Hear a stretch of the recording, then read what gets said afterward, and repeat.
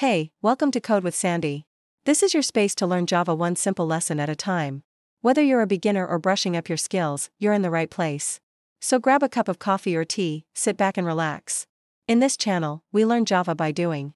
So sit back, relax and enjoy the learning process. We'll start with the basics and take it from there. And don't worry if you don't know anything about programming. This channel is for you. So hit that subscribe button, like this video and let's get started. In this video, we'll explore some essential concepts in Java. No matter where you are in your coding journey, you'll gain practical skills that you can start applying right away. So are you ready to start your Java journey? Let's go. Is to create an object of a ball. So you have to define what are the different characteristics of art or attributes of a ball. So anong may kulay ba siya? Okay, so ano yung kanyang pinaka-radius or diameter, yung target niyo, and then so on and so forth.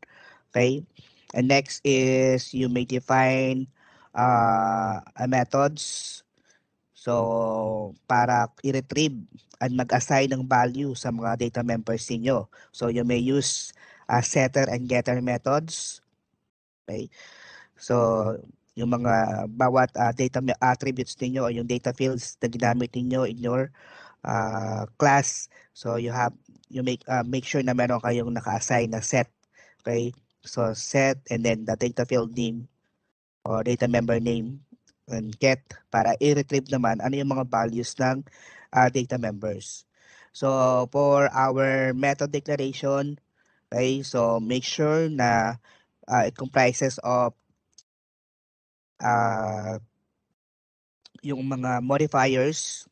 So yung access modifier ninyo, what are those access modifiers again in Java?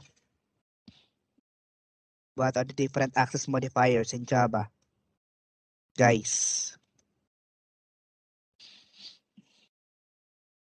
Yung public, private, default, tsaka protected. Okay, thank you very much. So, default, okay, public, private, and protected.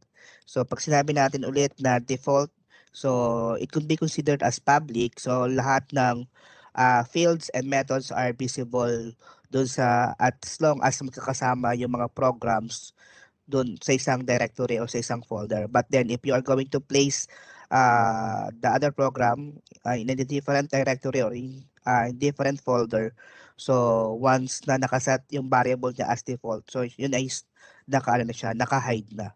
Okay? So then we have the public, so meaning regardless mo siya is ilagay mo siya sa ibang directory, so visible pa rin lahat ng mga data fields niya at lahat ng methods. And then private, kahit kayo is magkasama, lahat ng mga classes niyo or programs niyo is magkasama in a single folder or single directory or package, so still naka-hide yung mga fields or member na naka-declared as private. While if you are going to use protected, usually protected data access modifiers ay ginagamit once na you are applying inheritance. Okay, meron tayong tinatawag na superclass and subclass. Okay, like yung magamit ka ng extends, yung paggamit natin ng, for example, sample GUI extends JFrame. So that one is an example of inheritance. So yung JFrame natin is considered as superclass, yung sample GUI is subclass.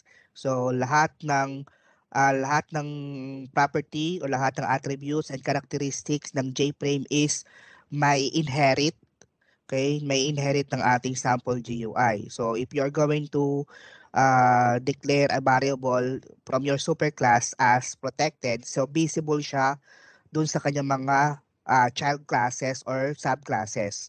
Pero if you're going to use or access this variable, okay, na hindi siya member ng family tree, so naka-hide yung variable or yung mga fields or methods once it declared as protected. And then, of course, don't forget kung kailan maglalagay ng static at kung kailan gagawin siyang instance. So usually, if you're going to declare variables or fields or data members and method members as part of your object, kung ano yung magiging property ng object, sila ay naka-instance variable or instance method. Wala silang keyword na static. Okay?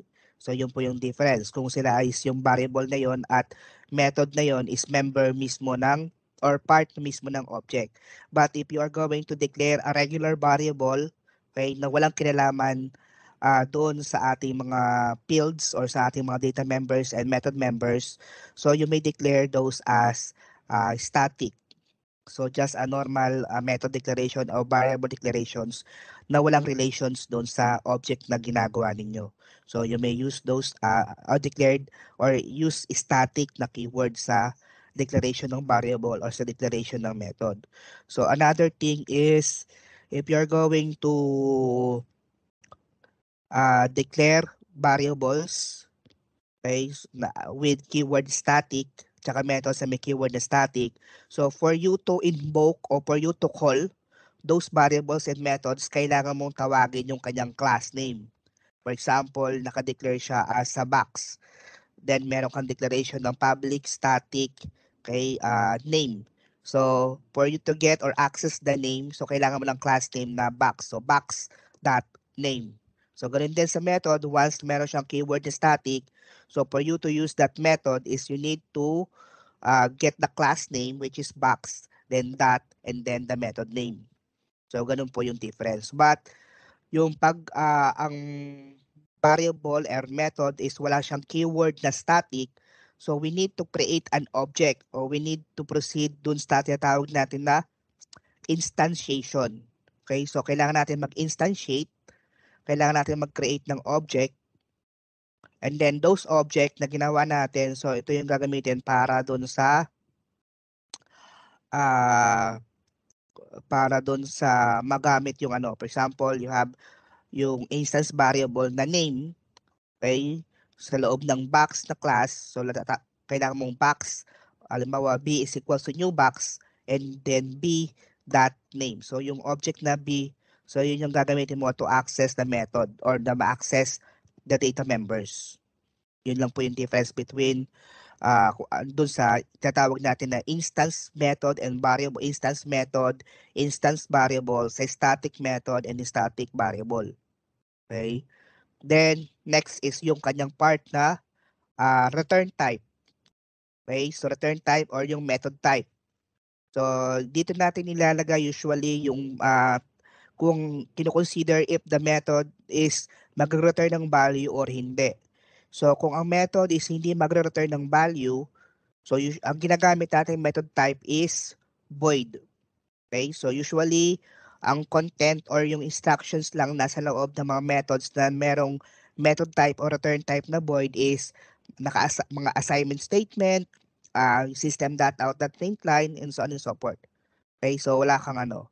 So pag alimbawa ang method type mo and return type is napalitan ng let's say int. Okay, so public static int yung sumunod. So ibig sabihin you are going to add a return statement sa loob ng iyong method declaration method sa method body. Okay, so maglagay ka ng return and then yung value na integer na i-return mo. Okay, or yung variable na i-return mo as integer. Okay, so yun lang po yung difference doon sa method. First, the method name, and next is yung parameter list. So yung parameter list naman na binabanggit natin is after nung method name, di ba, meron siyang open and close parenthesis. So you may declare methods na walang parameters, or you may declare methods na meron one or more parameters. Okay? So you may enumerate kung ano-ano yung mga parameters na kailangan mo. Okay? So kung hindi kita makita sa lobby. Sino yan?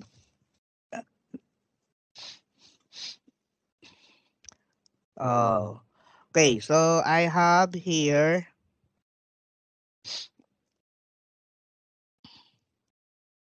okay, so dito sa mga sample program na ipipresent ko, I don't know. By the way, itong last time, nilagay ko pala yung game, although kinapit ko lang din ito sa website, sa YouTube. about yung so yung ating Pong game. So pag nila natin siya,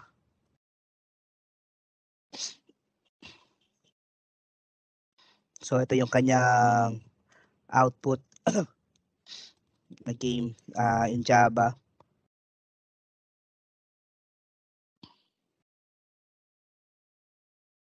So nandun po siya sa anong folder? Na-upload ko na rin po siya. Paki-test na lang. So may mga codes tayo dito. May classes tayo ng yan, ball. Okay, so game frame, game panel, paddle, Pong game, and yung score. So ito yung sa Pong game, ito mismo yung ating main function. Okay, so dito yung ilo-load ngayon yung game frame. And then under ng game frame is dito naman makikita naka-extend siya kay game frame. And then we have a game panel. So ang reference ng panel natin is through the game panel. So this one is a game panel. So and then panel is equals to new game panel. So kung ano man ang nasa loob ng game panel na constructor, yun yung kanyang gagawin, which is ito yon. So lahat ng ito. Okay, so ito yung i-create niya. Then of course, then yung pag-set size, set background, set default close operation, yun lang yung content ng game ng game frame, which is a container lang naman ng pinasok natin yung game panel na ginawa sa loob ng ating JFrame. So sa game panel, so ito yung kanya mga variables, ito yung kanya mga value ng mga width and height. Okay, so para i-determine kung ano yung mga width and height ng ating mga screen. Okay, so we have images, graphics, random, and then we have paddle. So ang paddle is magbe-base siya ngayon doon sa ating ginawang paddle class. And ball is magdidepend siya ngayon doon sa laman ng ball class, and score is magdidepend nga siya doon sa laman ng score class natin. So ito is yung paddle, kung yung makikita nyo sa left side and the right side. Okay, so yung pwede mong i-move up and down. And of course yung ball, so nakikita nyo siya. Yung score, so makikita nyo sa center, yung scoring between two players. So nag-create ng paddles, nag-create ng ball. Okay, so yung set ng score. Okay. So ito yung kanyang sinet natin ngayon magiging size ng ball. So it depends doon sa kung gaano kalaki yung screen ng users. So naka-random as well as doon sa paddle. Okay. So then we have public void paint graphics G. So paint is you can draw images doon sa loob ng panel. So usually nilalagay natin siya under ng paint with this graphics G. Then we have a method ng draw. So ito yung kanyang laman. So nag-draw siya ng paddle, nag-draw siya ng wall, nag-draw siya ng score. So ito yung mga methods na move. Para yung pag-move ng paddle, yung paddle sa left and right, at saka as well as yung ball. Okay, so meron tayong mga check ng collisions. Okay. Method ng run at yung pag-press natin ng ating mga keys between paddle 1 and paddle 2. Okay? So, ganun din sa loob ng paddle class naman. So, meron tayong mga key press. So, once you press up and down, so ano yung gagawin niya? Ano yung magiging speed? Okay? So, yan. So, key release. So, yung direction ng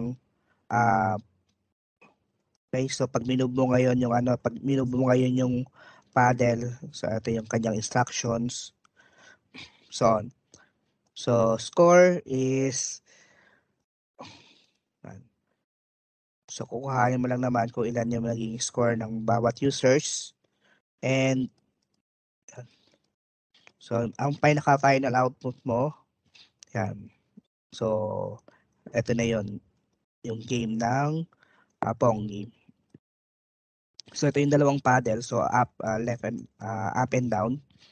Okay, controlled by sa up and down and W and S na keys.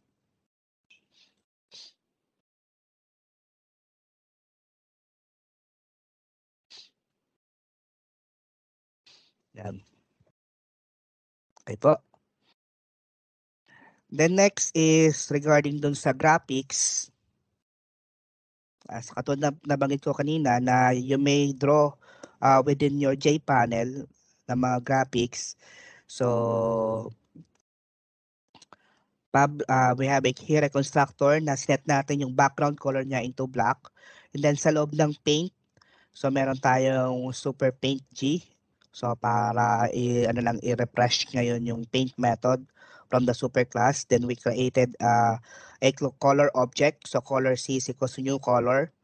Then we use set color. Okay, para i-apply yung color doon sa ating graphics.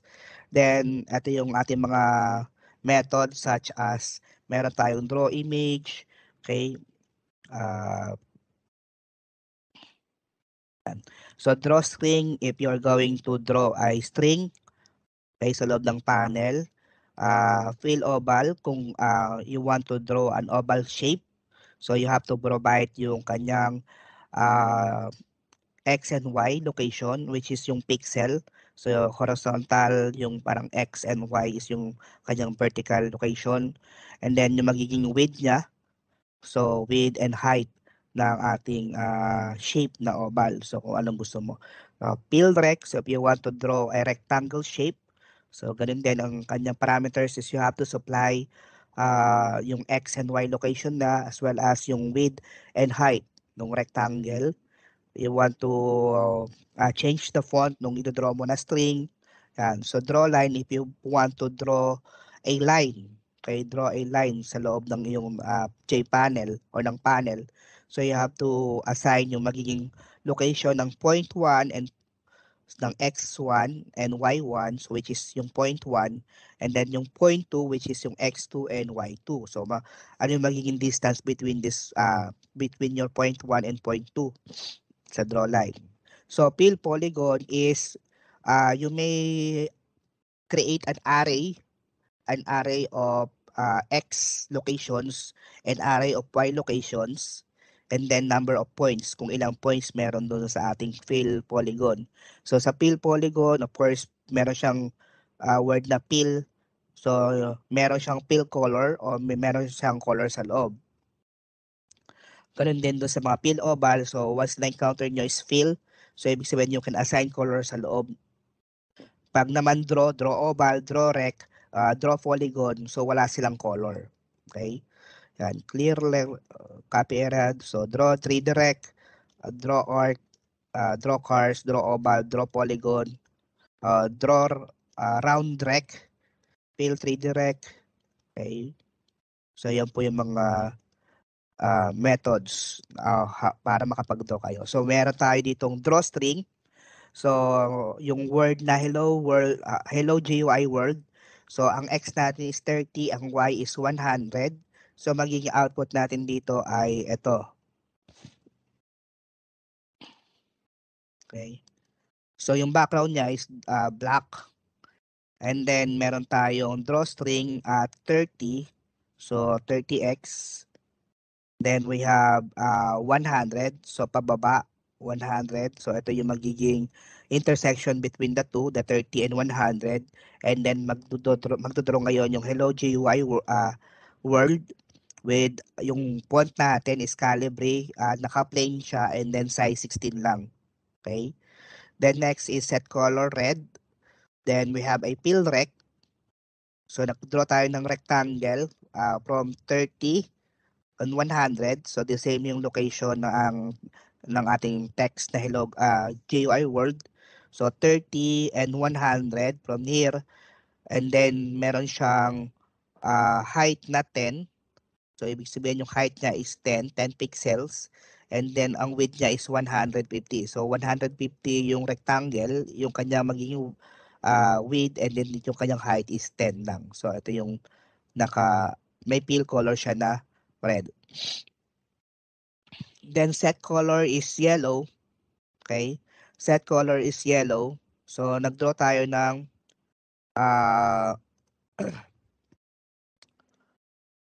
so we have color yellow. Then meron tayong arrays of x directions or x locations.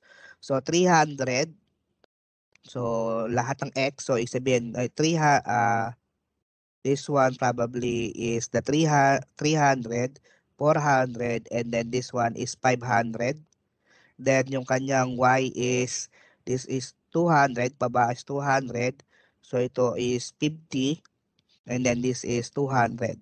So yung points nito is x and y. So yung array ng x, then yung array ng y, then number of points is 1, 2, 3. Kaya nakapag-draw ka ngayon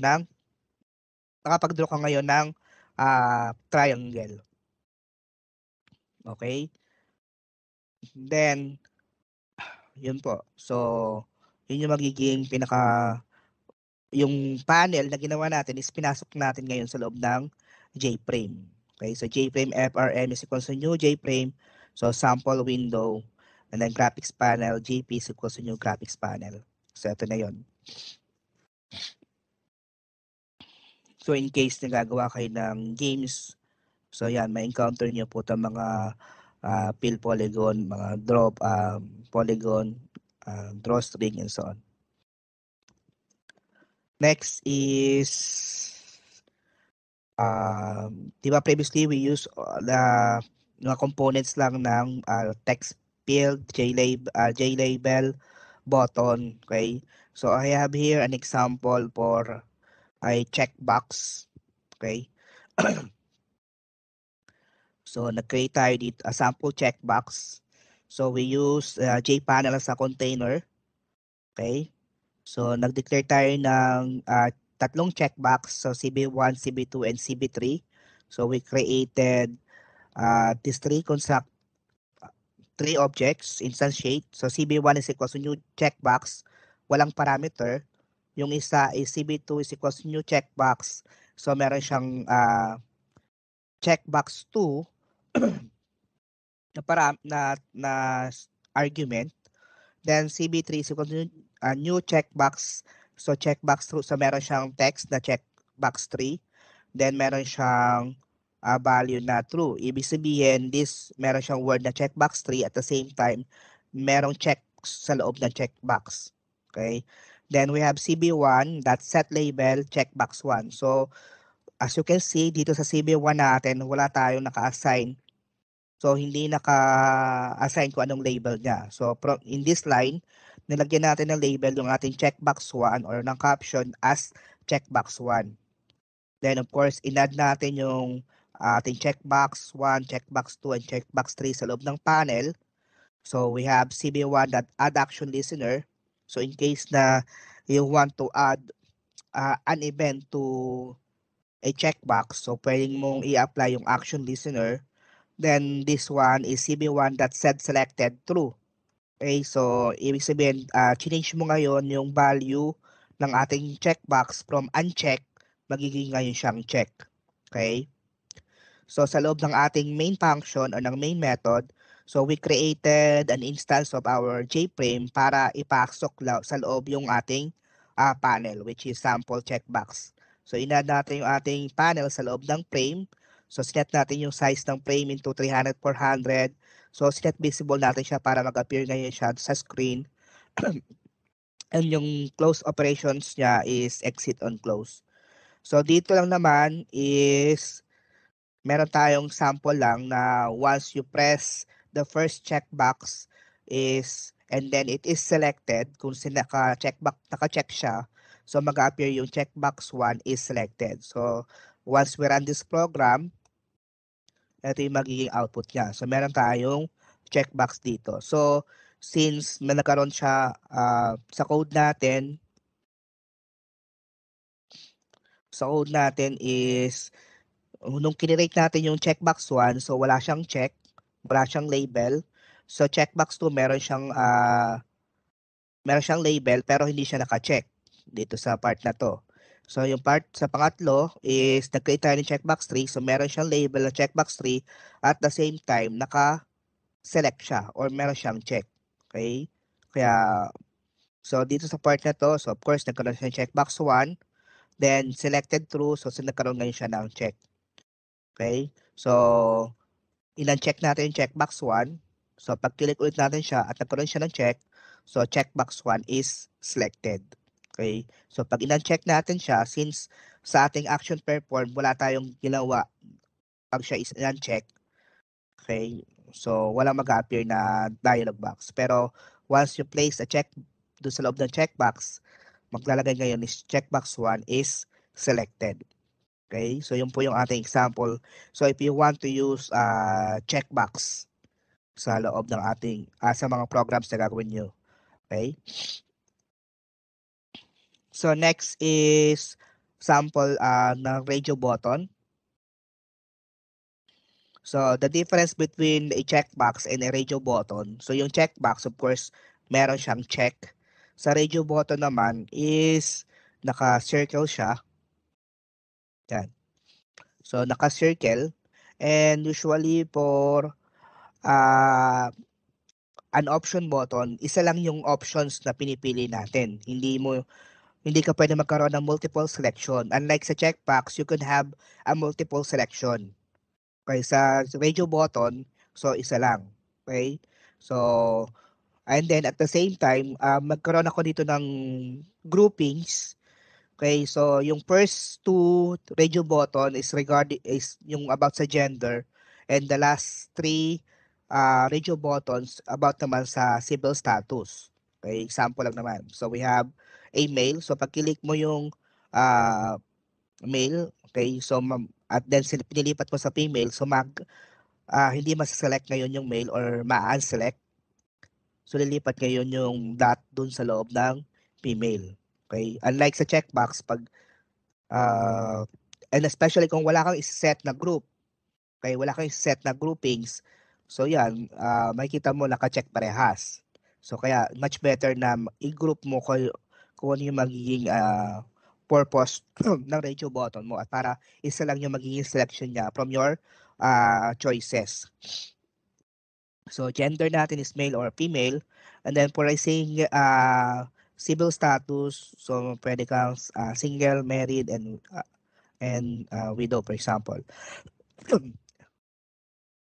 So yan, so hindi magkahiwalay na group itong ating civil status tsaka yung ating gender. So paano yun ano pong ginawa? Of course, so we have yung ating container ginamit is jpanel, and then we declare a button group. So a button group for gender and a button group for a civil status. The next is we declared 1, 2, 3, 4, 5. So 5 radio buttons.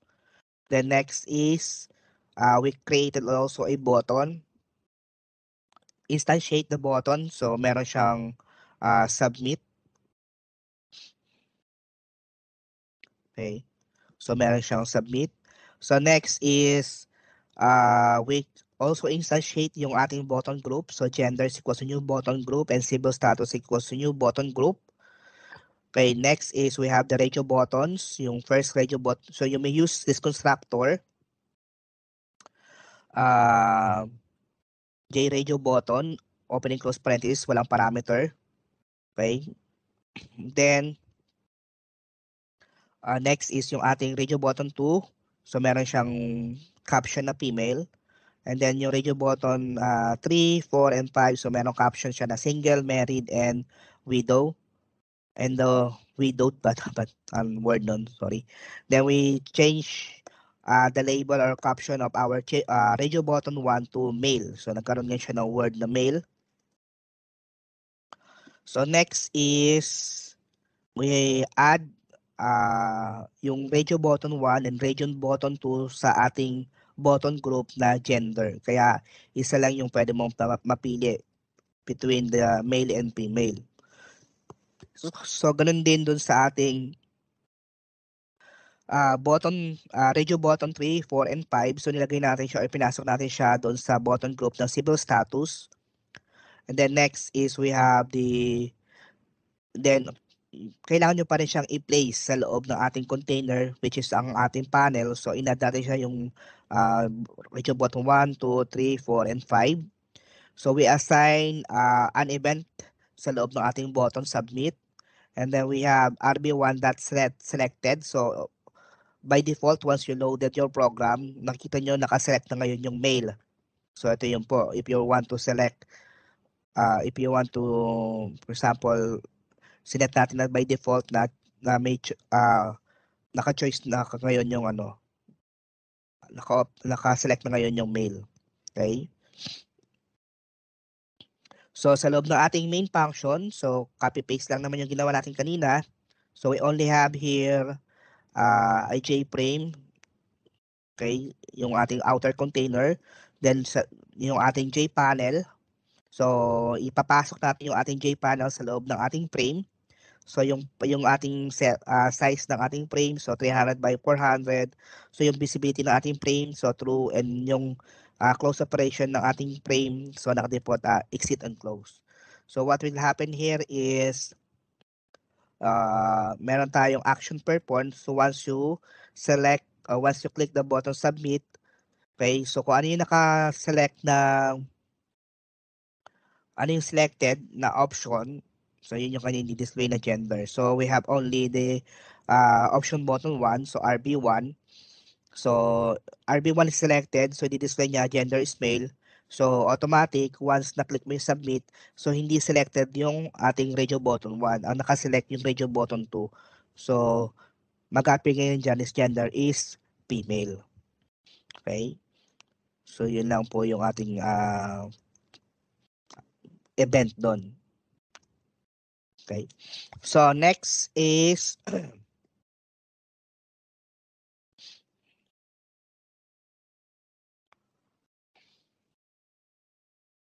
medyo simple lang naman to. So yung output natin dito is, so we have a JPanel as our container. So we created buttons, label, text field, and text area. Okay. Then we have a combo box. So gumamit tayo ngayon dito ng combo box and as well as ng JPanel. So we have dalawa, P1 and P2. So we created or instantiate an object ng button calculate, button cancel, lahat ng labels natin. So meron tayong items. So ito yung magiging output niya.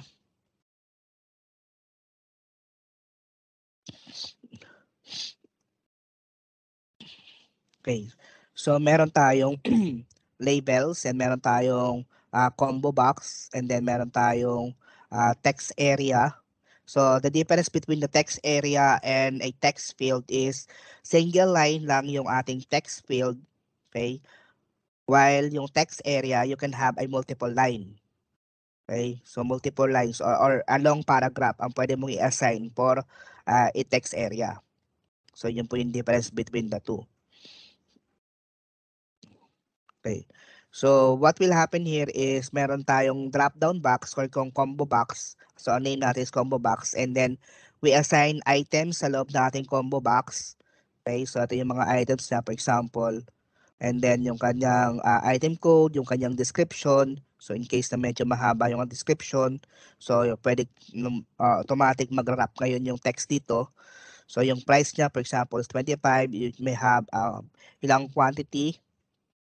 Okay? So, let's say, bumili tayo ng 2 computer, then calculate, then mag-appear ngayon yung kanyang total amount. Okay?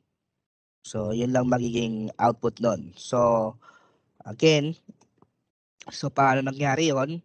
So, ito, na-declare natin lahat ng labels, buttons, ang ating text field, at saka yung ating text area. So, yung TXT description natin.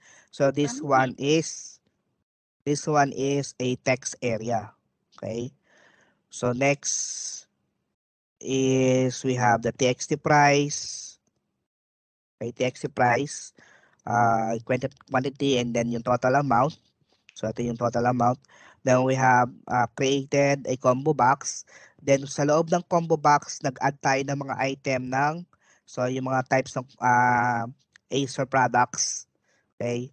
So we add items ng desktop at saka ng laptop. Okay? Na Acer products sa loob. So ito na yon, naka-list na siya dito sa loob nating combo box. And then we assign the layout manager of our panel to a border layout. Okay? So yung ating layout manager ng ating panel, okay, is border layout, so B1. So we have two panels. So yung isa inilagay natin sa center, yung isa is ilagay natin sa south. So ibig sabihin, so itong lahat ng text field na to, combo box at lahat ng text area and also text field ay nasa loob ng panel 1, and yung calculate and cancel is nasa loob ng ating panel 2. So sa loob ng ating panel 1, so we have a grid layout na merong 6 rows and 2 columns. Then meron siyang 10 horizontal gap, okay, and 5 vertical gap. Kung makikita nyo, meron silang gap sa in-between. So that's 5 pixels away. So with yung grid layout, in-supply natin sa loob ng ating panel 1. Okay, so ibig sabihin sa loob ng ating panel, nag-add tayo ng 2 pang panel. Okay, so inad natin lahat ng label ng combo box. Okay, yan, ito na yun. So inad natin sila lahat. Then next is so we have a border layout again. So in-apply natin yung border layout for our panel 2. Okay? And then yung ating button calculate is inassign natin sa center, and then yung button cancel inassign natin siya sa east. So ito is nasa center, ito is nasa east na location. Okay? So then we have an add item listener. Okay, so yung combo box, ang ginamit natin na is para mag-trigger siya ng event is item listener. Okay, so yun ang gagamitin natin pag meron tayong mga list of items. So item listener. Then we have the action listener for button calculate and action listener for a button cancel. So once naka-receive siya ng action, so meron siya i-perform na So first is yung action perform. So this is a method under ng action listener. So ito yung ating i-declared or i-define na method ulit, and then ito yung magiging value niya. Kukuhanin niya ngayon yung, so once na meron tayo, kukuhanin niya yung laman ng price. Okay, so ito yung ating TXT price. So from text, i-convert niya ngayon to double, then yung quantity in case na we assign a value to a quantity, so kukuhanin niya ngayon text, and then i-multiply niya ngayon yung price and quantity at i-display ngayon sa total amount. So once you press the calculate. So else, so ibig sabihin ang select nating button is yung cancel. So once you click the button cancel, mag-exit na siya. Okay, mag-close na yung program. So yung item listener natin is ito yung kanyang method na nasa loob. So once you add an item listener as an interface, so yung mag-appear dyan is you need to override or you need to declare yung method na item state change. Okay, so public void item state change, ibig sabihin meron kang changes doon sa loob ng ating sa loob nito. Okay, so item state change. So item event, so natin is yung source, which is yung ating combo box, which is CH. And then we get the index. Okay, so yung index ng ating item? So of course, so this one ay list of items. So by default, we're following yung arrays, yung indexing ng arrays, which is start from 0, 1, 2, 3, 4. So ibig sabihin meron tayong 5 elements sa loob ng ating combo box. Okay, 5 elements. So yung first index ng ating first element ay 0. Okay? So kukuhain natin ngayon yung index number ng bawat element na yan. So i-return niya ngayon which index. So kung 0, so ito yung kanyang i-display yung i-display niya ngayon yung code ng item, yung description, tsaka yung kanyang price, and then break. Okay, pag item 1, item 2, item 3, and item 4. Since we only have 5 elements, so ibig sabihin from 0 up to 4. Okay. So, ganun lang yung nangyari dyan. Okay. So, yung sa ating main function, so we created a JFrame, then we created the JPanel, and then ipinasok natin yung JPanel sa loob ng JFrame. So, ganun lang naman po. Okay? Question? Sir, pwede patingin sir nung ano ulit, yung sa combo box sir. Combo box. Okay. Sa combo box, ito po. So, ch is equals to new j combo box, and then to add item, so ch.add item, and then yung items na i-add natin. Yes, Archeline?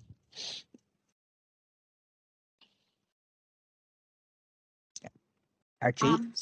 Sir, paano po nagkakaroon ng error na pagka yung natawag nito? Yung kanina po binanggit niyo na wait lang, check ko lang po yung akin na. Sa action listener po, pagka yung pabalik na sa kanya, ba't po minsan nagkakaroon ng error? Action listener. Apo. Sige po. Burahin mo natin to ha. So, wait.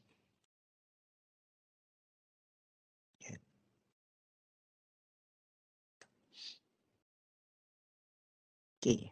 So, makikita nyo, nag-red yung ano dito. Nag-red yung ating class declaration. So, if you're going to examine, so ano yung error message nakilagay dyan is class PC store must either be declared abstract or implement abstract method action performed.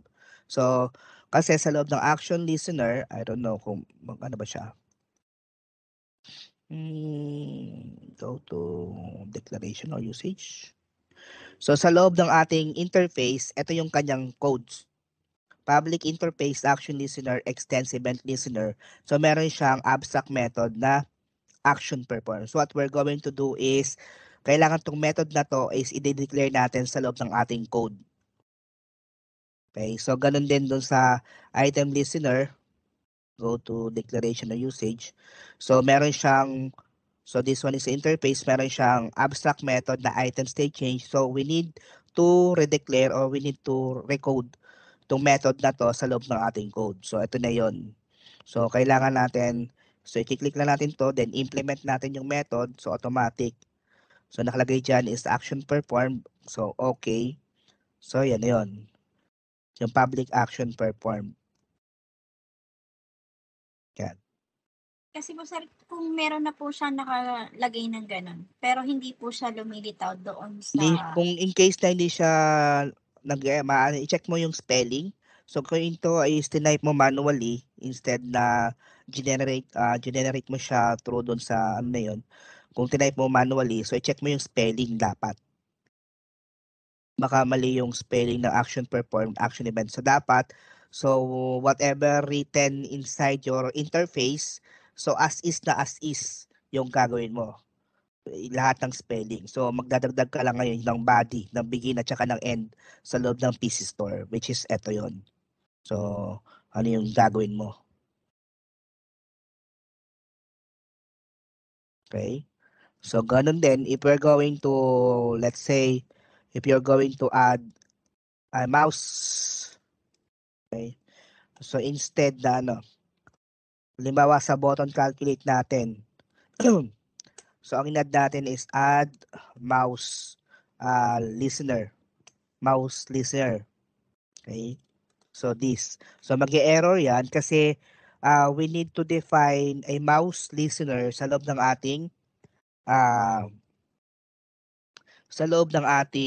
sa ating class declaration. Magdadagdag tayo dito ng mouse listener. So, yung para may tama siya, pwedeng gawin mo dito is ano. Ito yung isang way. So, yung isang way is i-declare mo yung mouse listener sa class declaration mo o pwede kang mag-type dito nyo ng new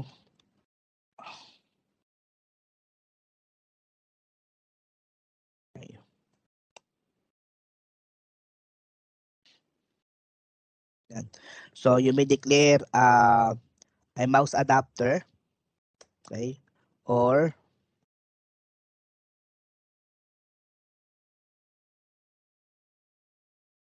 yan. So, declare ka ng new mouse listener. So, lahat ng methods na meron sa loob ng mouse listener, so naka-declare siya ngayon. Okay? So, yun yung pangatlo. So, one is i-declare mo yung interface sa loob sa class declaration mo. Yung second is pwede ka mag-generate ng mouse adapter. Okay? And then, yung third is yung mismong mouse listener ang i-declare mo. So, kumbaga, magkakaroon ka ngayon dito ng lahat ng methods, okay, na meron sa loob ng mouse listener. So, let's use yung first option ng this lang. So, this, and then declare mouse listener dito sa ating class declaration. So, mouse listener. So, meron siyang error kasi ang nakalagay dyan is mouse click, mouse event, and mouse listener. So, must be declared. So, check natin ano yung codings ng ating interface. So, go to declaration. So, ito yung laman ng ating mouse listener. So, meron siyang mouse click, mouse press, mouse release, mouse entered, and mouse exited. So, na events. So, pag in-implement natin lahat yung kanyang interface, isa na yun. Okay, so implement methods. Okay. So, magkakaroon dyan ng lahat ng mga methods na naka-declare dun sa lahat ng interfaces natin. So, all you need to do is use. So, kung aling method dito. So, instead na action performed, naglagay tayo dito nilagay natin siya sa loob ng mouse click. Okay? So, pag nira natin yung program, so run program.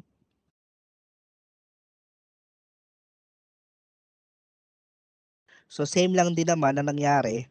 So, yung ating calculate, once you click, okay, once you use a mouse to, okay, so click natin yung mouse, calculate, yun. So, hindi siya nagtitrigger. Kasi nag-add pa tayo.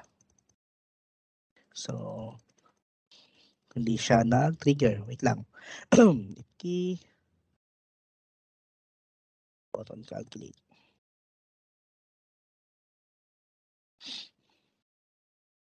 Add mouse listener, this.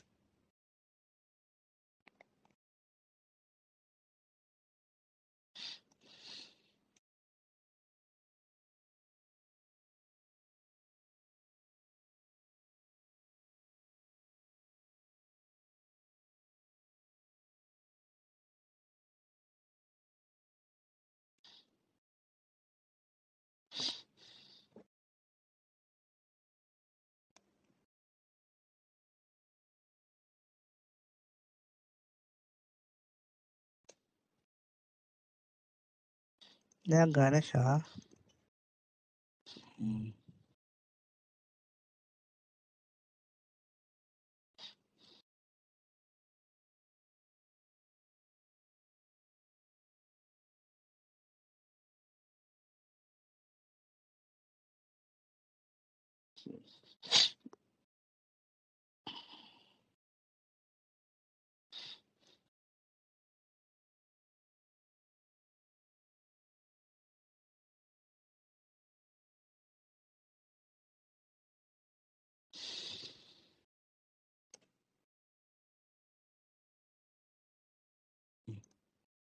Hindi naman pala.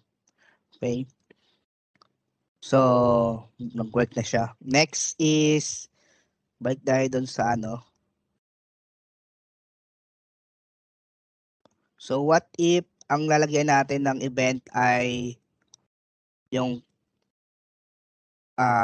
TXT quantity. Once you press enter key, okay, once you press enter key, so automatic magko-compute na yung total amount without pressing this calculate button. Okay, so pwede natin gawin dito is yung ating TXT quantity. Okay, so TXT quantity dot add key listener. This, of course, we need to add the key listeners. And we need to implement all the methods in within our key listener, which is yung key type, key press, and key release. So, doon na lang tayo sa key press.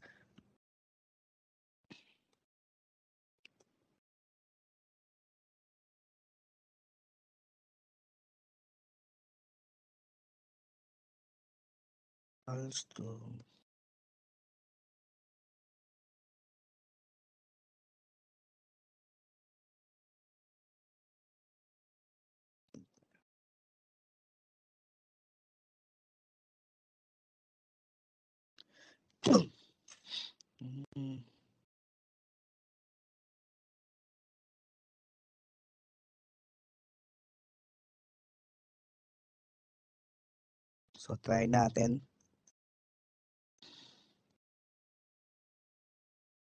So, we have 25,000. Quantity is 2. Then, press enter. So, yun. So, mag-appear ngayon yung total amount niya. So, kahit hindi mo pinipress yung calculate button, so yung bit and calculate, so nag-enter ka lang, 1 enter. So, nagdi-display na ngayon yung kanyang result. So, yun po yung sa key events or ating mga event handling when it comes to sa Java. Okay po. So, I have here another example.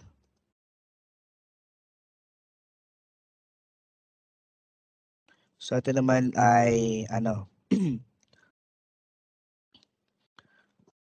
so, meron tayong naka-flow layout lang siya kaya medyo sabog yung output natin. So, flow layout lang siya. As you can see, yung placement ng ating containers is nasa gitna lang lahat, di ba? So, pag nire-resize natin yung ating containers, so automatic pupunta siya sa pinaka left side. Okay? And then yung is mag-a-adjust pababa yung mga so wala tayong inassign dito na layout manager sa atin. So by yung default layout manager niya, which is iFlow layout. So let's say we press name, let's say Lodel, then gender male, then course. So let's say ito yung mga courses. Then subjects to be enrolled, let's say Java, C++, then network fundamentals, then display. So mag-appear ngayon yung laman ng ating text field, ng gender, yung ating course, then yung lahat ng enrolled subjects to be enrolled, okay, na subjects. So paano nangyari yon? Okay, so ulitin ko lang ulit yung running para makita. Okay, so we have again use JPanel. And then we have the JLabel, JText field. Okay, JText field. Button group for our gender, male and female. So, para hindi sila parehas sa select. We have the JRadio button, for male and female. Then we have checkbox group, checkbox. So, para dito sa ating mga courses. So, again, for a radio button, so isa lang yung pwede mong piliing option, while for a checkbox, you could have a multiple selection. Okay? So, yun po yun. So, next is button 1, which is yung sparse display. So, ito yung ating mga instantiations. Okay. So, create label, check yung ating mga checkbox. So, nag-add tayo ng course sa loob ng ating combo box. Ito yung mga course, for example.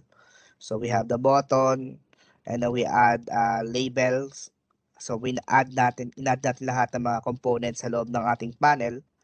And then yun. And then we have a code sa action perform na pag equal siya sa display, sa button display.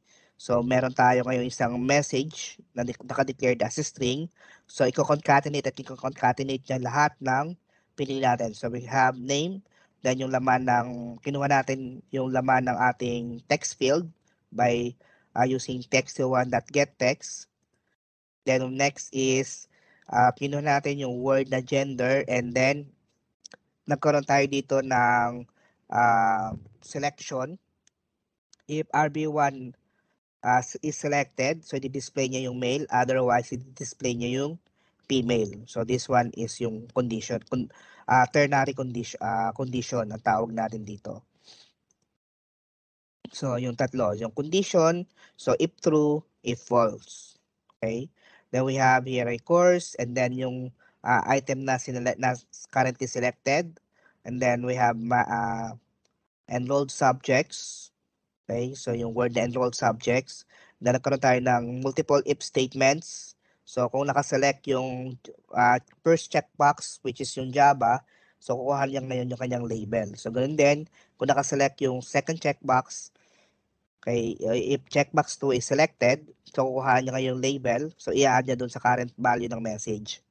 Okay, and so on and so forth. And then, so yun yung kanyang i-display. So, yan po.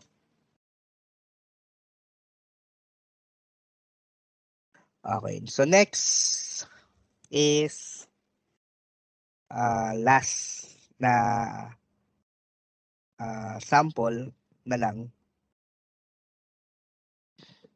So ito yung ating output. Medyo makulay siya. So for example, I have here KLD Canteen. So meron tayong selections ng merienda, meron tayong meal, drinks. Okay, so meron tayong rice meals. Okay, kung ano-ano na lang. So let's say merienda, merienda spaghetti, then quantity is sabihin natin na 1, then add, diba hindi siya nag-automatic na adjust. Then select ko is drinks, yan, nag-error siya. So select ko is 2, then add. So 1 times 60 plus 2 times 15, so 30. So 60 plus 30 is so 90. Okay. So dagdagan ko ng pineapple juice. So isa. Yan. So 130. Okay. And then dagdagan ko na isang rice meal. Let's say tapsilog isa. Then add.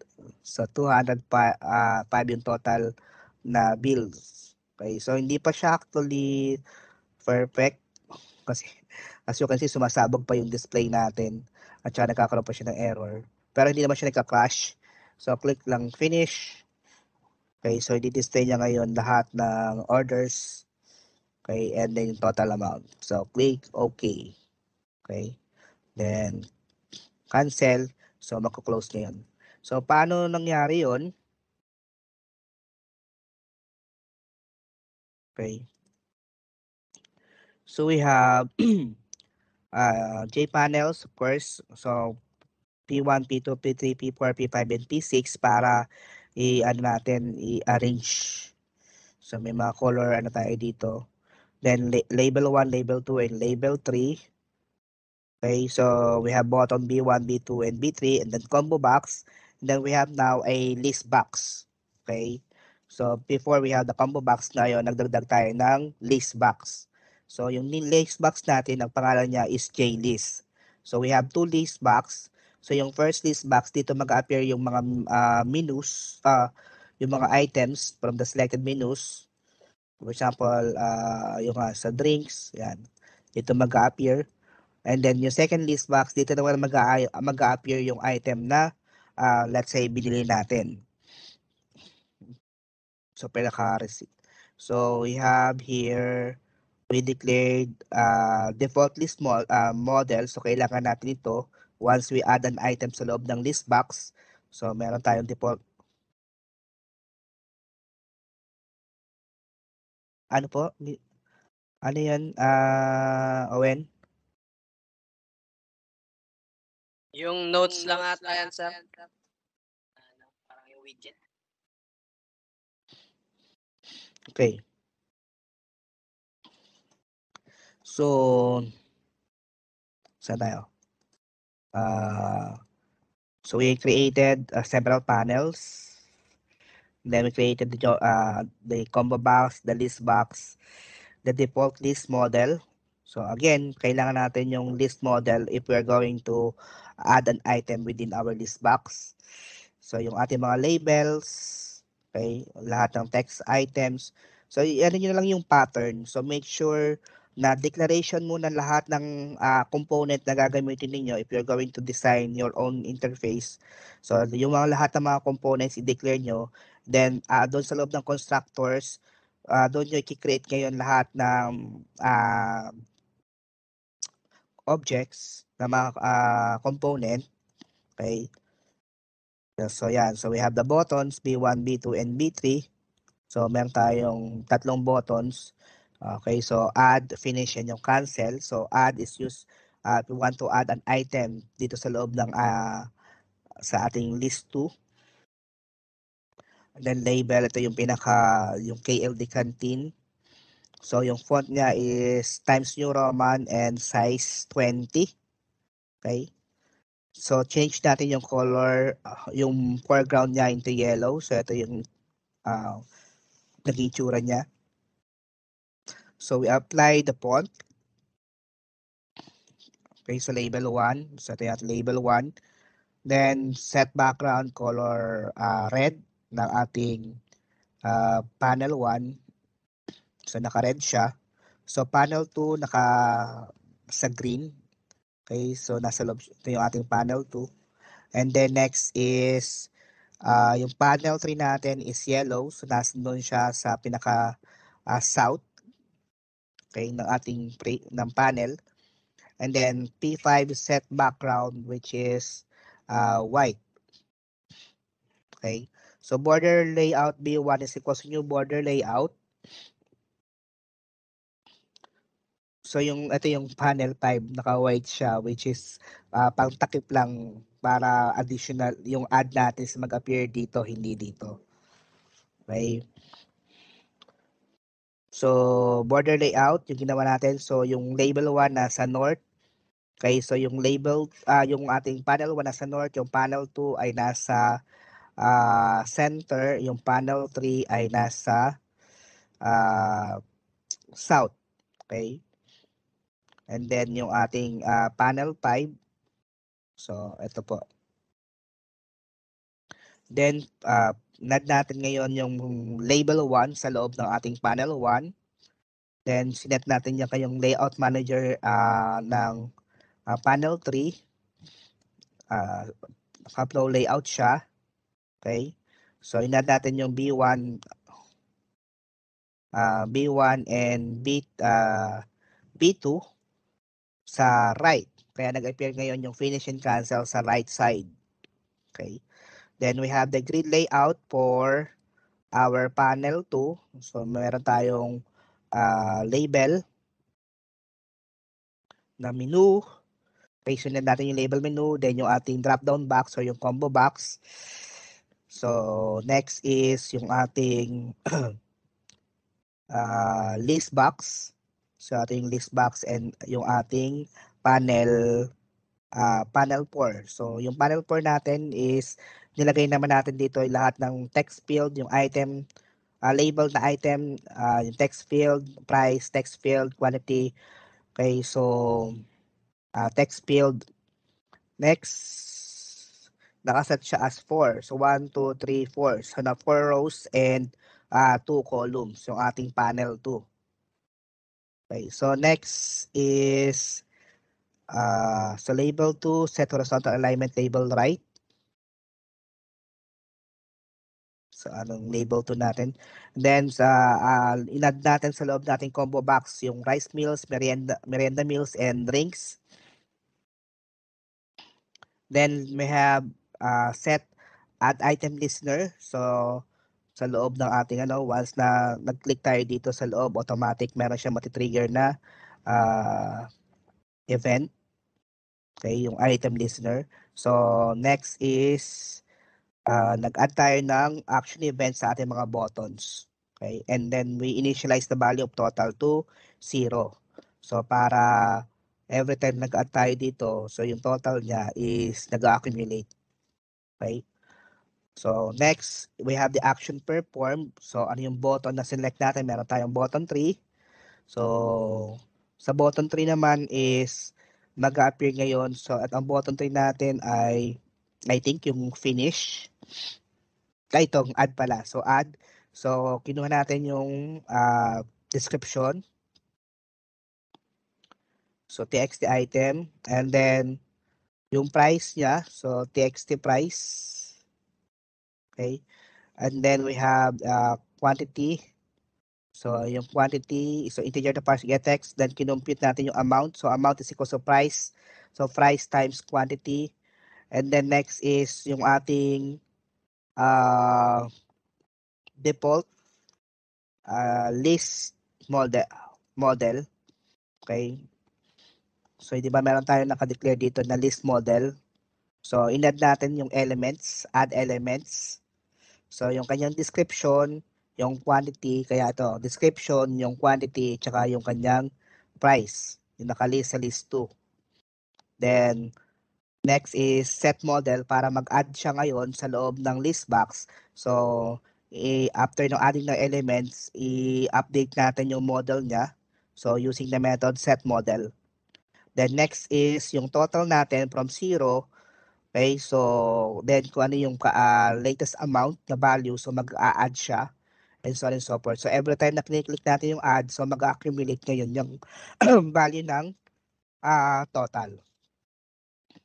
So next is,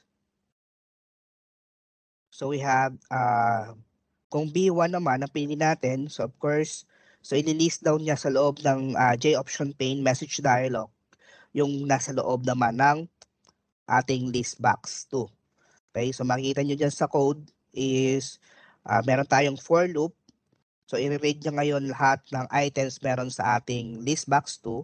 So for I is equal to 0, I is less than the list 2 that get model that get size.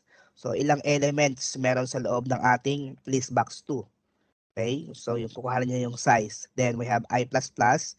Then list 2 that get set selected index. So select nyo ngayon yung index 0. So mag-ano siya from 0 up to the last element. Okay? So get selected item, then kukuhanin niya ngayon ano yung pangalan or ano yung mga values na nasa loob ng ating list box 2. So i-assign niya yon sa message, and then kung ano yung magiging final value ng message, yun yung mag-appear sa loob ng ating message dialog.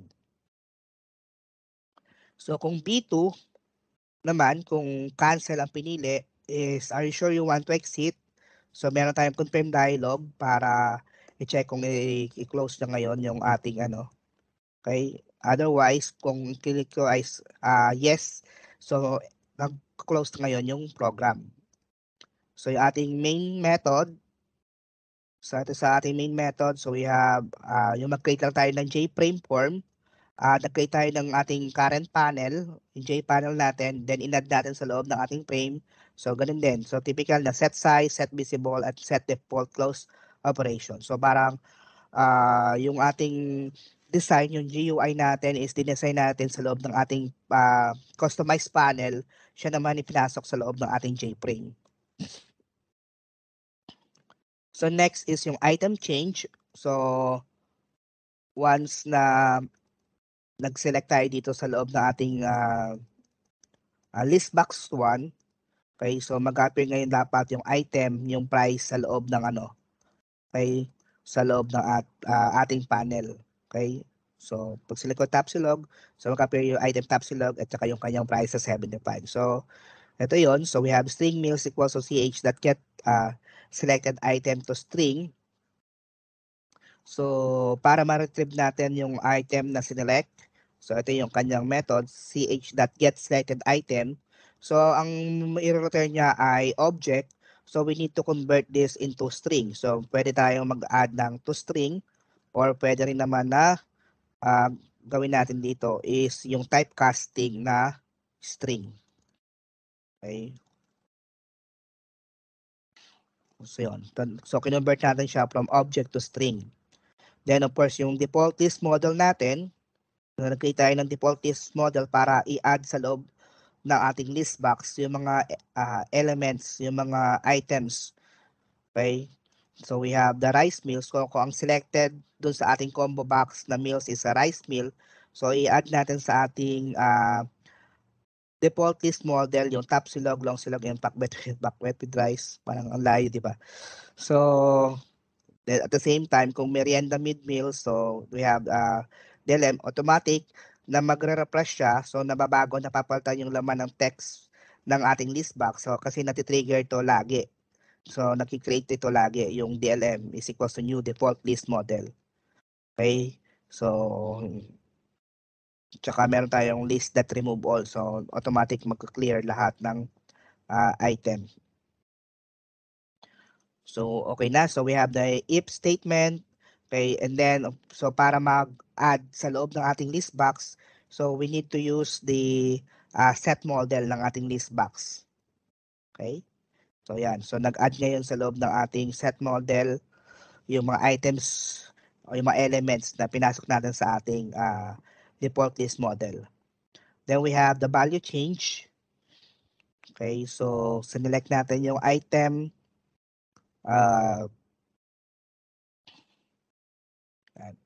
So, ito yung kanyang mga prices. Once you click yung item sa loob ng list box, mag-appear ngayon yung item, yung price, okay, and so on and so forth. So, yun lang po yung maging laman. Okay. Kaya nagkaroon tayo ng ganitong output. So, medyo nag-error pa siya kasi may times na parang sinelect mo siya pero hindi siya nag-select. Nagkakaroon siya ng null. Okay, so nagkakaroon siya ng null na error, null pointer exception. Okay. So, yan. So, finish. Okay, then cancel. Okay, question.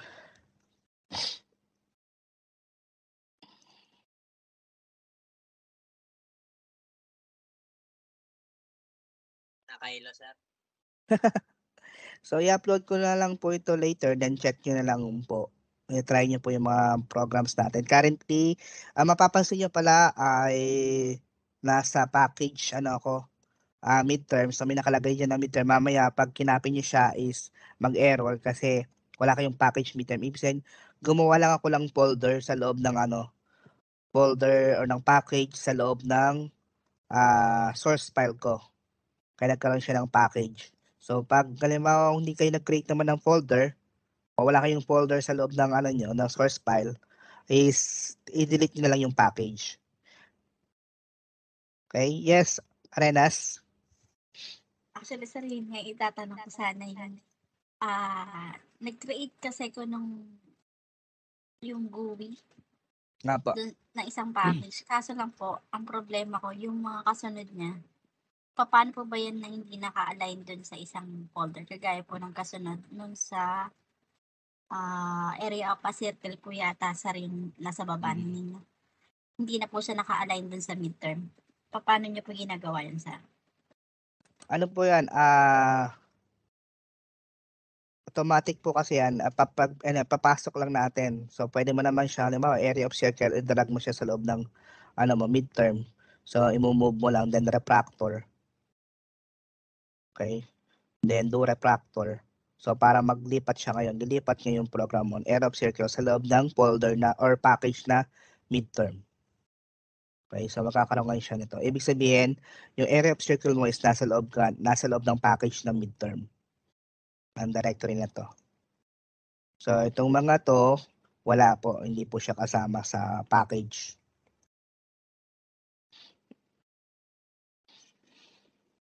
Yan lang. So, gawin mo lang, if you're going to transfer, gusto mong ilagay siya sa labas, so itadrag mo lang naman siya palabas. Okay? Or lagay mo lang siya doon. Then refractor, then do refractor ulit para yan yung movement ng class. Okay po. So, saan tayo?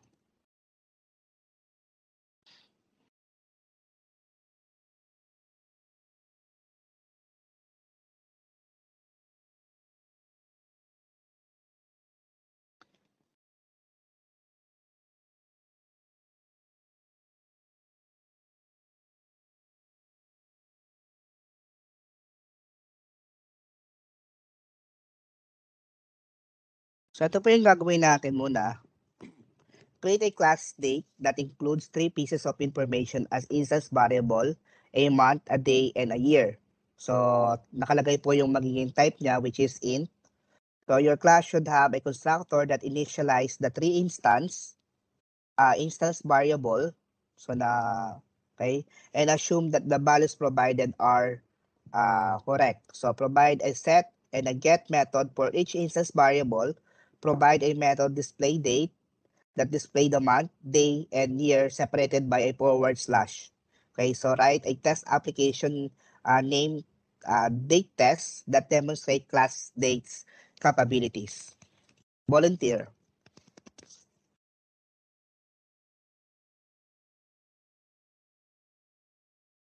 Volunteer. Anyone who can demonstrate this one? And the rest is pakigawa na lang din po ito. And then, upload nyo yung anyong class at saka yung sample output.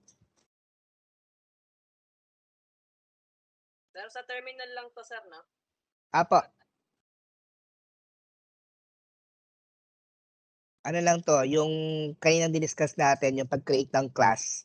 So, wala tong interface, wala tong GUI. So, mag-create ka daw ng class date. Ang pangalan ng class mo is date. And then, meron kang fields or data members na month, day, and year. Okay? So, nakadeclare siya as int. So, it's up to you kung gusto mo siyang i-private or public. Okay? So, these are instance variable. So, ibig sabihin, wala siyang keyword na static. Okay?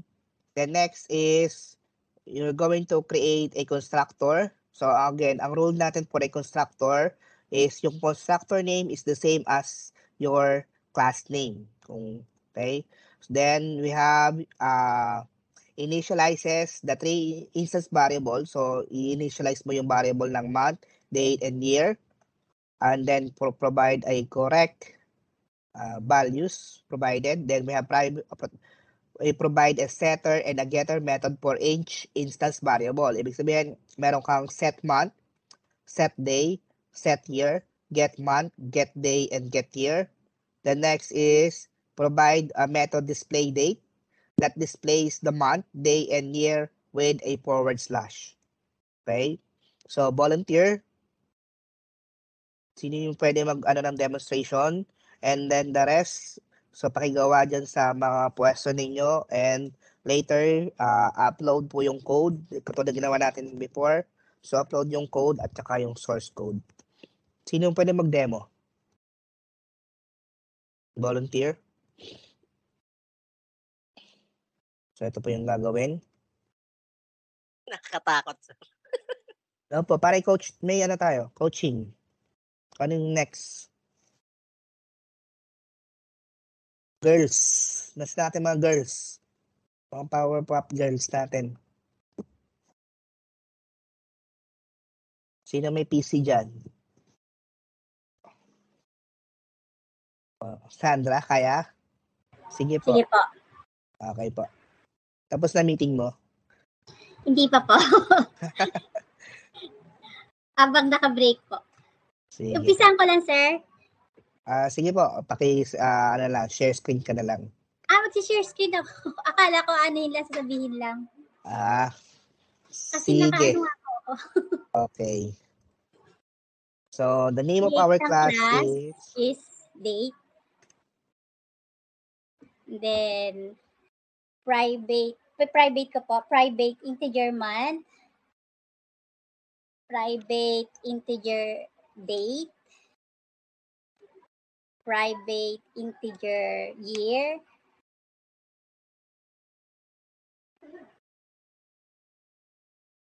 next step. public date, Okay. Constructors. Apo. Tapos, parang integer my month, integer my day, integer my year, ganun. Integer. My month, Initialization tayo.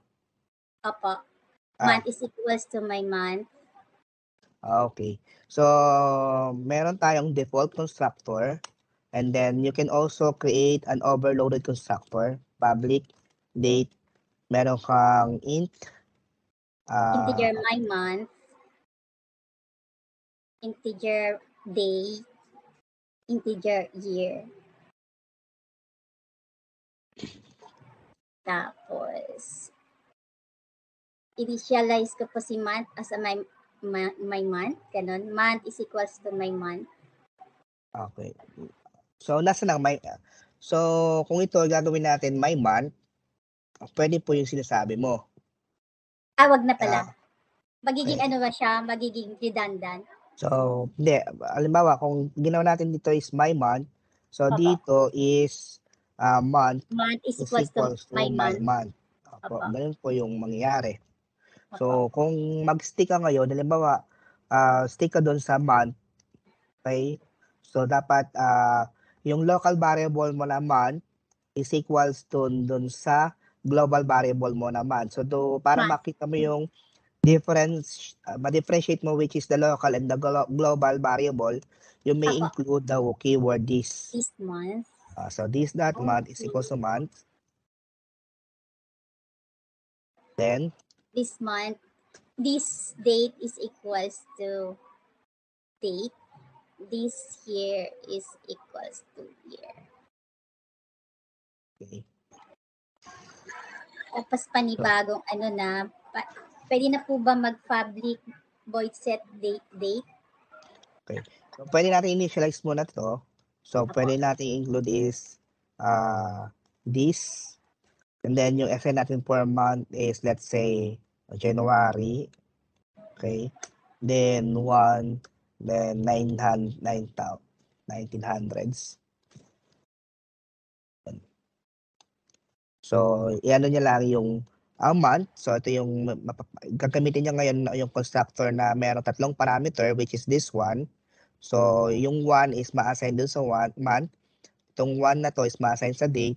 Ito yung 1900s na to is ma-assign sa year. So, yun po yung value ng ating this that month, this that date, at saka this that year. So, next po is sila naman, sir. okay, sila naman daw. Sino pong volunteer?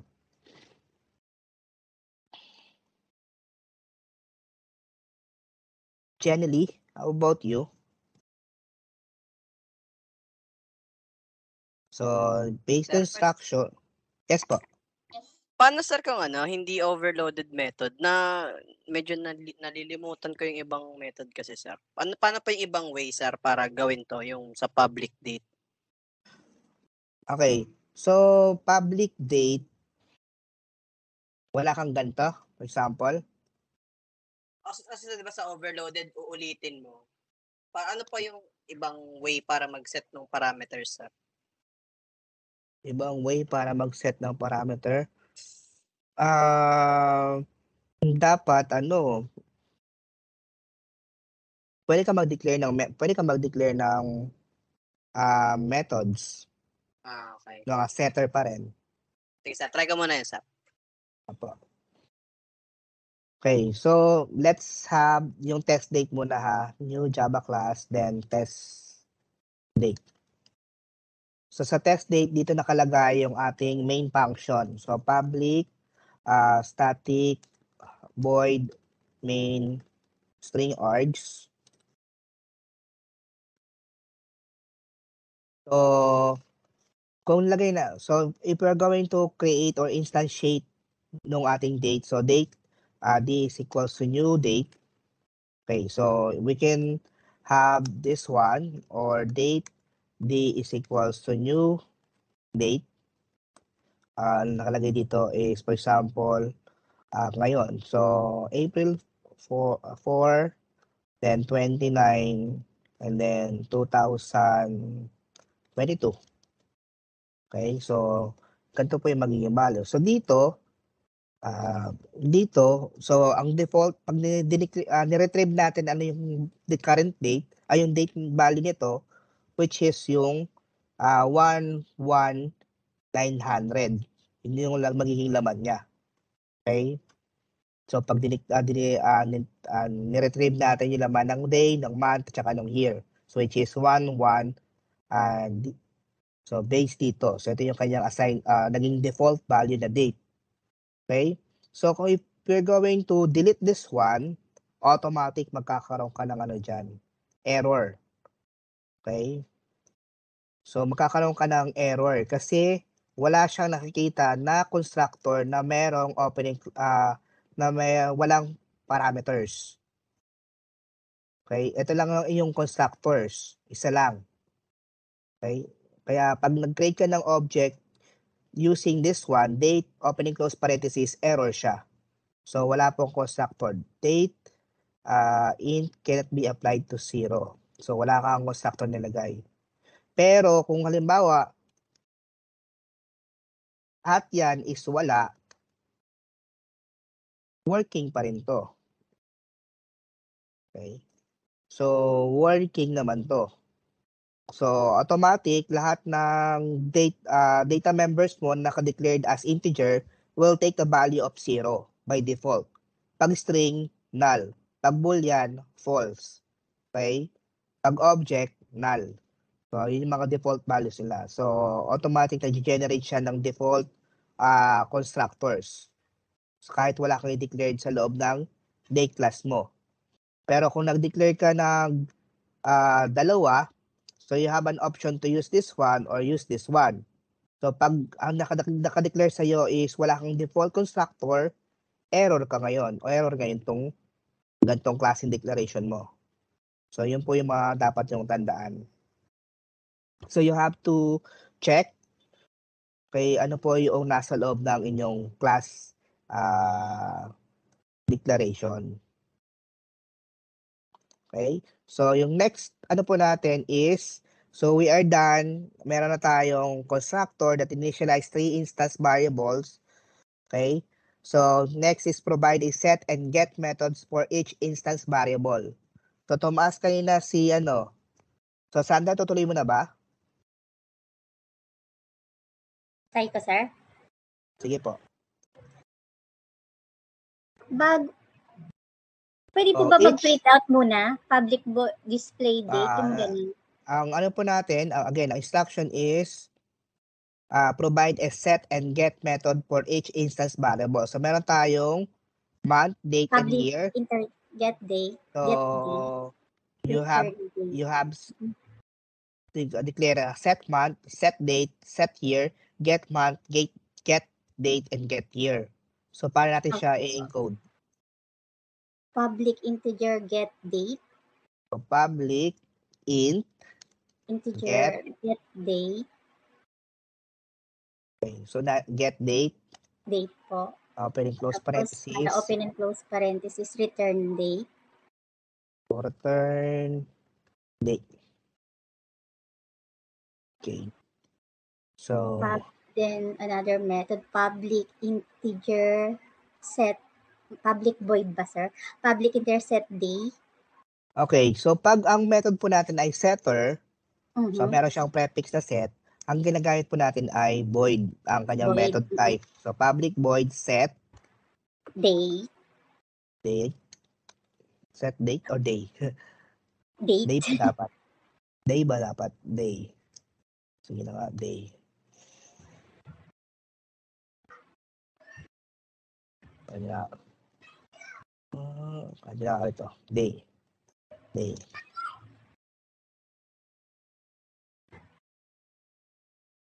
Okay, so public void set day.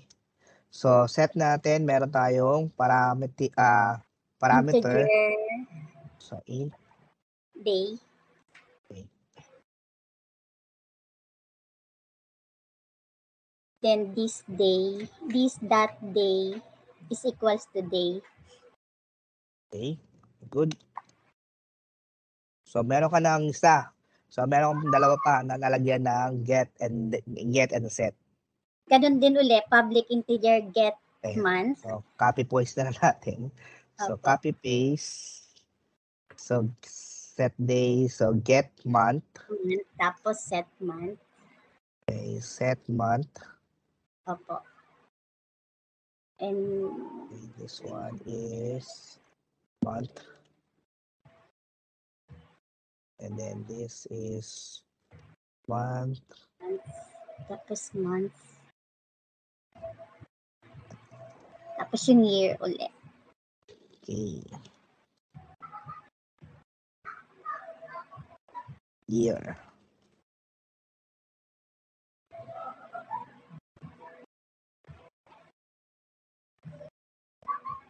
Yeah.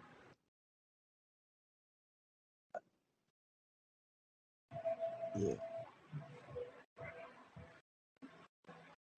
Sir, ask ko lang, constant po yung pag kasunod ng set, capitalize yung unang letter niya. Magra-run naman siya kahit naka-lowercase. So, depende na lang po kung paano mo siya dineclare dito sa una. Pero yung we have a naming convention when it comes to our identifiers. So, if two words siya, combine two words. So, yung first letter ng first word is lowercase. Yung second or yung first character ng second word is naka-uppercase. So, kung ganun din, pag meron ka pang third word, so naka-uppercase na siya. Pero, regardless, kung kahit naka-lowercase lahat yun, wala naman po magiging problem. So, pinapractice lang natin yung naming convention. So, we have get year. Okay, so set year. So, next is ipiprint out public provide a void. method display date that displays month, day, and year separated by forward slashes. So, paano po yung magiging declaration ng method natin? Public void display date. Okay, very good. Open in, ayan, tapos system.out.print.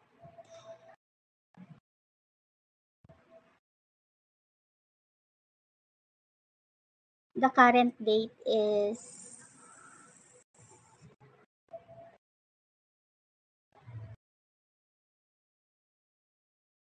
Paano po magiging natin? separated by a forward slash, di ba? Opo, the current nahuli po yata yung screen ko, sorry. Current date is gamit po tayo na So, forward gagawin po slash natin out. dito is yung kanyang forward month, year, and month, date, and year. So, MMDDYY. Y. So, we have month, then plus, okay, so forward slash, plus day, plus forward slash, year. So, sa test natin, date, for example, we display so we have date, this equals to new date. So, without using the setter methods, so, dot display date. So, dito naman sa pangalawa, so, meron tayong d1 dot display date. So, in-apply natin yung ating date. So, run.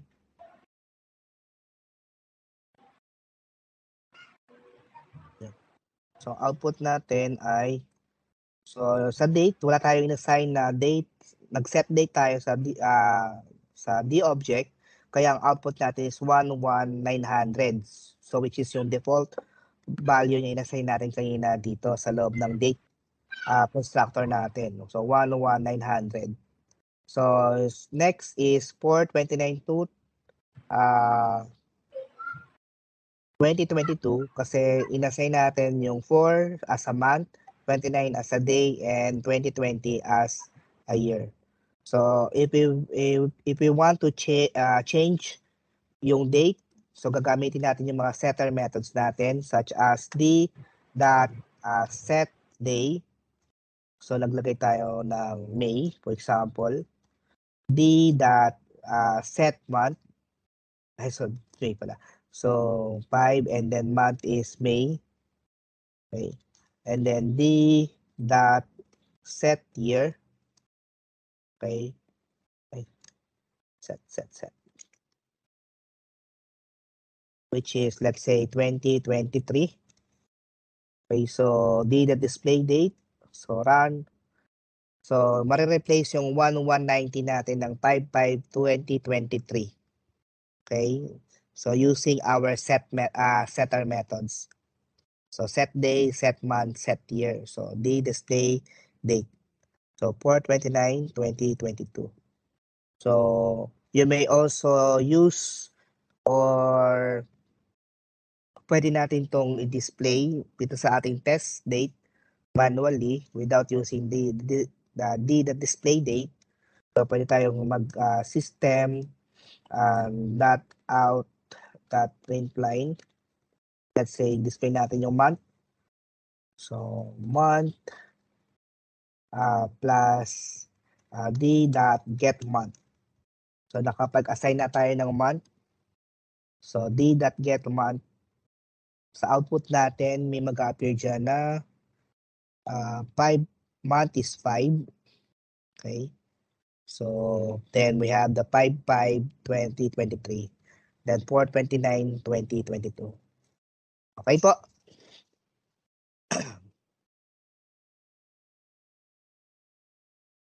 Okay na, guys? Sir, ba't nag-red sa akin, sir, nung kinol ko sa bagong class? Ano pong message nakalagay? Missing package statement. Yun po, baka sa taas mo meron kang folder. Lagay mo yung package name. Okay, sir. Baka meron folder. So, lagay mo yung package name niya. Or baka naman wala kang package. So, naglagay ka ng package name dito. So, ako po ay nagkaroon lang ng package or direct or folder. Kasi medyo marami na to eh. Kaya naglagay muna ako ng folder.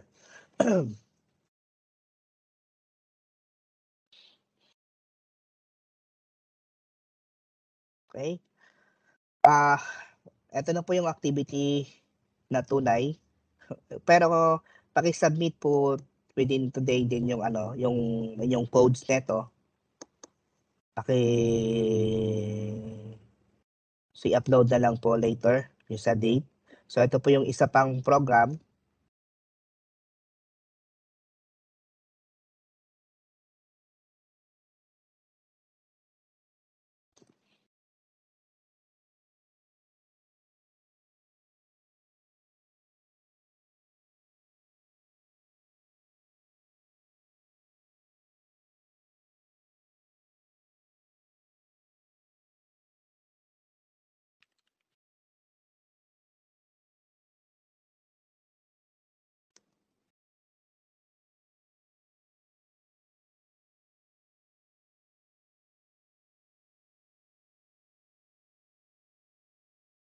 Okay, for our second program that you're going to submit, so create a class saving account.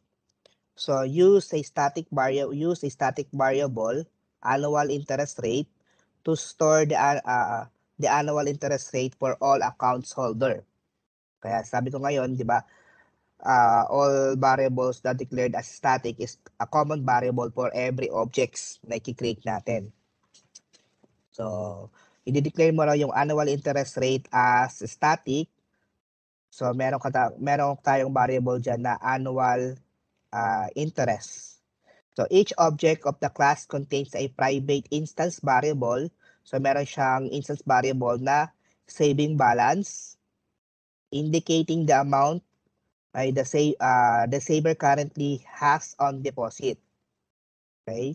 So, provide the method calculate monthly interest rate to calculate the monthly interest by multiplying the saving balance by annual interest rate. So, divided by 12. So, this interest should be added to saving balance. Provide a static method modify interest rate that set the annual interest rate to a new value. So, write a program to test class savings account. Instantiate two savings account objects, Saver1 and Saver2. So, with balances of 2,000 and 3,000 respectively. So, set annual interest rate to 4%. Then calculate the monthly interest and print the new balances for both savers. Then set the annual interest rate to 5% and calculate the next month interest rate and print the new balances for both savers. Okay po, naka-indicate naman kung ano-ano po yung mga gagamitin yung or i-declare na yung variable. So meron tayong variable annual interest rate. Okay? So naka-declare siya as static. Then meron tayong instance variable na saving balance. Okay? The next is meron tayong calculate monthly interest. Okay, so to calculate the monthly interest rate by multiplying the saving balance to annual interest rate divided by 12. And then should be added to saving balance. So magiging ano mo dyan is saving balance is equal to saving balance times annual interest rate divided by 12. Okay, ganun magiging formula mo. So provide a static method modify interest rate that set annual interest rate to new value. So, yung modify interest rate mo is mag-accept siya ng value para i-change yung annual interest rate. Okay? So, yun lang yung magiging laman niya. So, wala ka namang, you can create setter and methods for set saving balance. Set saving balance and get saving balance. Pwede na rin. So, yan. So, pwede kang create ng constructors na na walang parameter. Pwede ka rin mag-create ng constructors na nag-accept ng saving balance. Okay, so for example, 2,000 and 3,000. So, ito po yung magiging activity ninyo. Sir? Yes po. Wala po ba yung sample output, sir? Para magkaroon lang namin kung paano po siya i-output? Gagawin ko pa rin. Hinahanap ko pa yung previous program ko, pero later na lang siguro pag in-upload ko na yung i-upload ko pa rin to doon sa ating assignment tab. Para doon nyo po siya i-include yung mga submissions nyo. So, ilalagay ko po doon yung sample output. Okay lang ba? Okay lang po, sir. So, this will be submitted until Tuesday. Okay lang po? Okay lang, sir.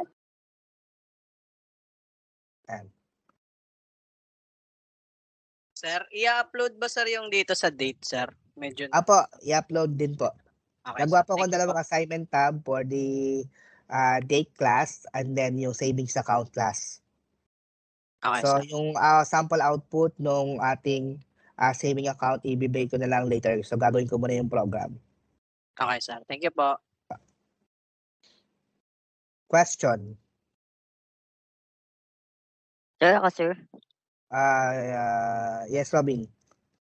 Ako kasi naka-mobile lang sir.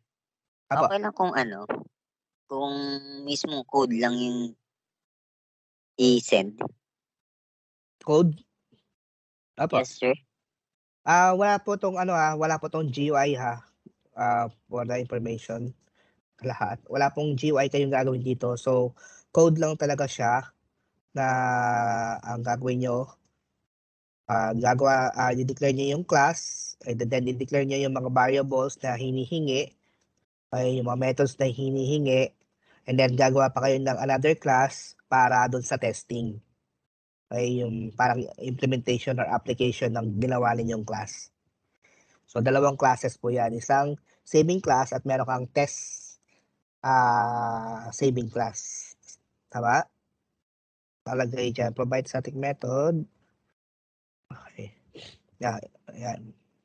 So, write a program to test class savings account. So, yun. So, magkaroon ka ng test saving account. Doon mo gagawin yung mga inputs mo. So, pwede yan doon sa ating mga online na kahit sa Replit ba yun? Replit ba na program? Possible po siya. Question.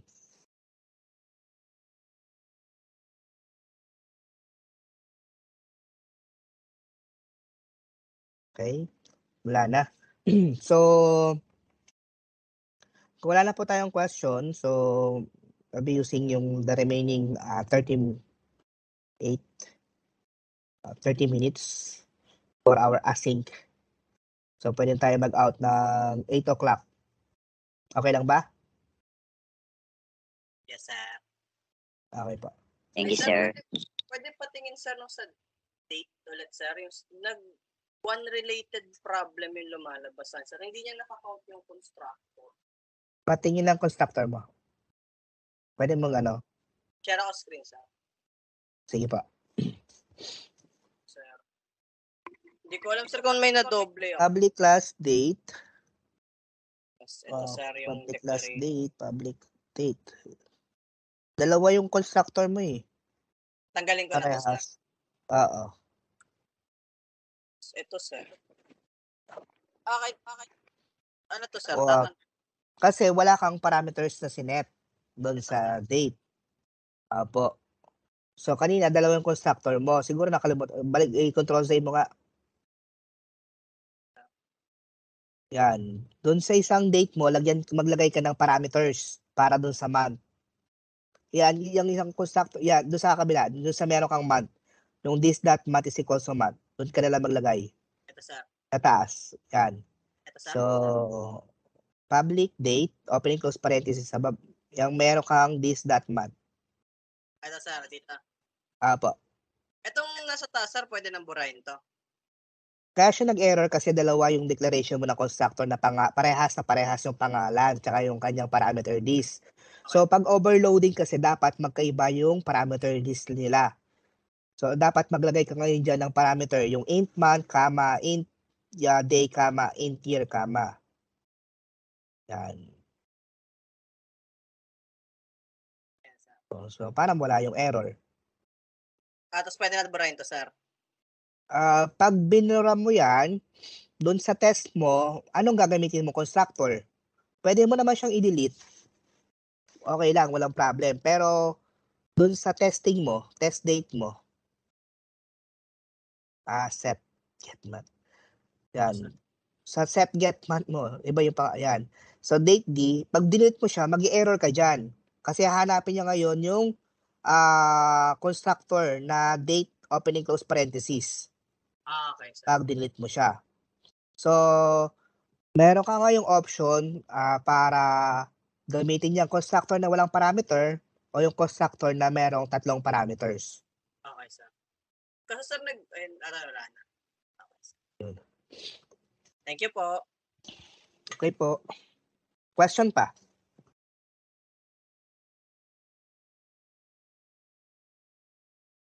So, i-upload ko na lang guys lahat ng ginamit kong examples na program. So, paki-check na lang dun sa anong week? Week 9? Namang week na ba tayo? Week 9 tayo, di ba? So, i-upload ko na lang po siya. Check na lang later. And then, pag-practicean nyo na lang din siya.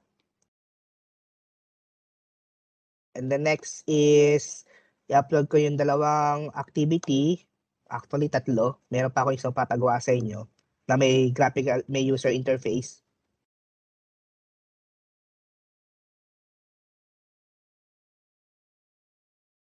Okay, madali lang. Alam niyo na yung paglipat-lipat ng ano, di ba? Yung meron kayong halimbawa 3 frame. So pag yung sa login natin na ginawa before, na after ng login, once na password is granted, automatic magko-close ngayon yung login and mag-show ngayon yung basic calc, yung ginawa natin previously, di ba? So ngayon magkakaroon tayo ng several sa isang interface, magkakaroon tayo doon ng several buttons. Button, halimbawa kung gagawin natin yung mga simpleng program lang, yung mga mathematical na lang, yung mga perimeters, area, calculator, dito naman pwede kayo pagawa ng calculator, no? Ano pa? Conversion, yun lang po mga gagawin. So once na-click mo yung halimbawa sa conversion, automatic mag-open yung interface for conversion. Then pag close ko, babalik ulit ako doon sa pinaka main window sa may selection. Okay? Sa may selection ng paano yung mga programs. So ganun lang po yung gagawin na activity na may GUI. So paki-antay niya lang sa Tuesday pa naman na magiging submission. So siguro bukas ng umaga ko i-upload yung last activity. So, question po, clarification, suggestions, violent reactions. Yung mga hindi po nagpaparamdam dito, hindi kumikibo, ano pong mga plano natin sa buhay?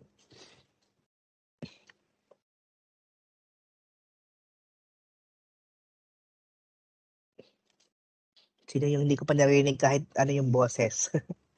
Nung introduction lang tayo nagkaroon ng